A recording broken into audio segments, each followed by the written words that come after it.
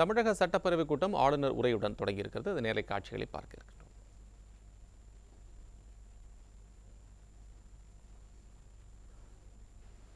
அலுவலர்களே, ஊடக நண்பர்களே, தமிழக சகோதர சகோதரிகளே, அனைவருக்கும் வணக்கம்.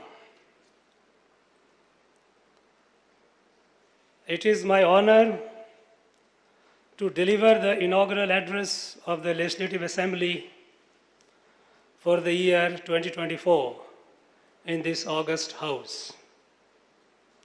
I extend my warm greetings to everyone for the new year, and I wish that this year brings more happiness, prosperity, and well-being to everyone.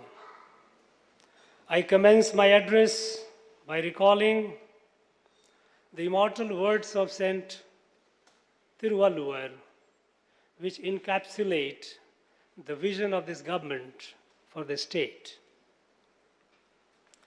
Pini inmai selvam vilai vinabam emam ani enaba natirka vainda.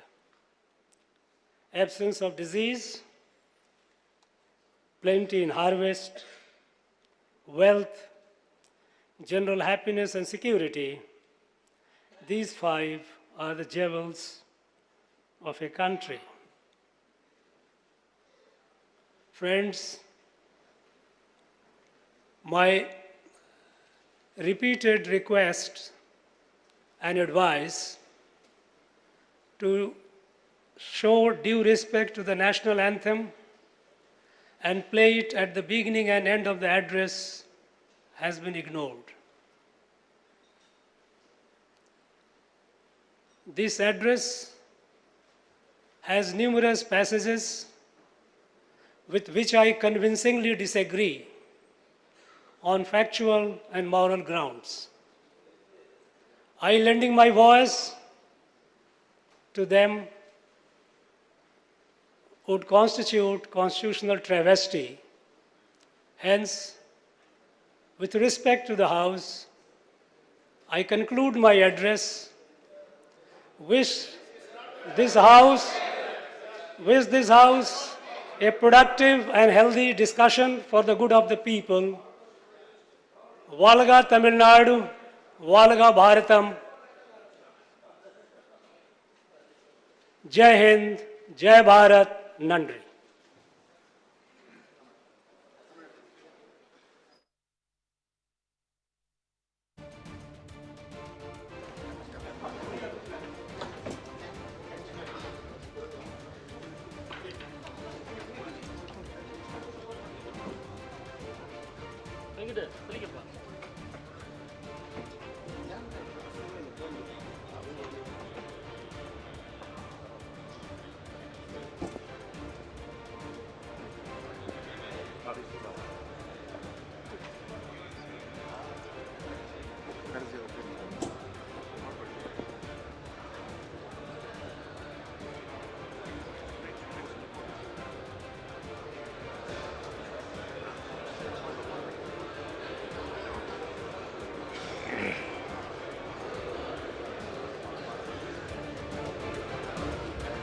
மாண்புமிகு சட்டமன்ற பேரவை உறுப்பினர்களே, வணக்கம்.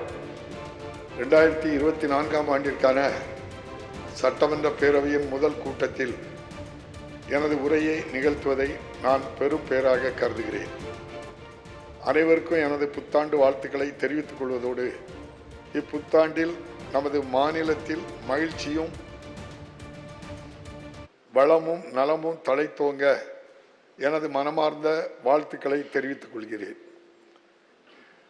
தமிழ்நாட்டின் வளர்ச்சி குறித்து இந்த அரசின் உயர்ந்த நோக்கங்களை காலத்தை வென்ற ஐயன் திருவள்ளுவரின் குறள் ஒன்றை குறிப்பிட்டு எனது உரையை தொடங்க விரும்புகின்றேன். பிணியின்மை செல்வம், விளைவின்பம் ஏமம், அணி என்ப நாட்டிற் இவ 5. மக்களுக்கு நோயற்ற வாழ்வு, விளைச்சல் மிகுதி, பொருளாதார வளம், இன்ப நிலை, உரிய பாதுகாப்பு ஆகிய 5ம் ஒரு நாட்டுக்கு அழகு. மாண்புமிகு ஆளுநர் அவர்கள் இதுவரை வாசித்து அளித்திருக்கின்றார்கள். மீதியை நான் தொடர்ந்து வாசிக்கிறேன். இந்த சட்டமன்றத்திற்கு என்பதை தெரிவித்துக் கொள்கிறேன். கடந்த 10 ஆண்டுகளில்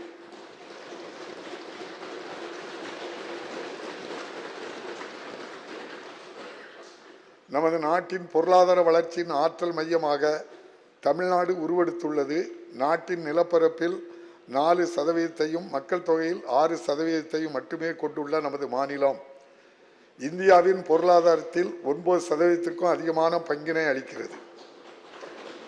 2022-23 ஆண்டின் வளர்ச்சியின்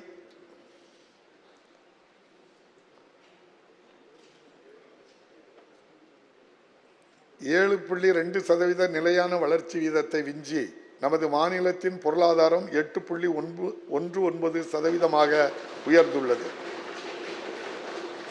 அதே வேளையில் சராசரி பணவீக்கத்தை பொறுத்தவரை 2022-23 ஆண்டில் நாட்டின் 6.65% பணவீக்கம்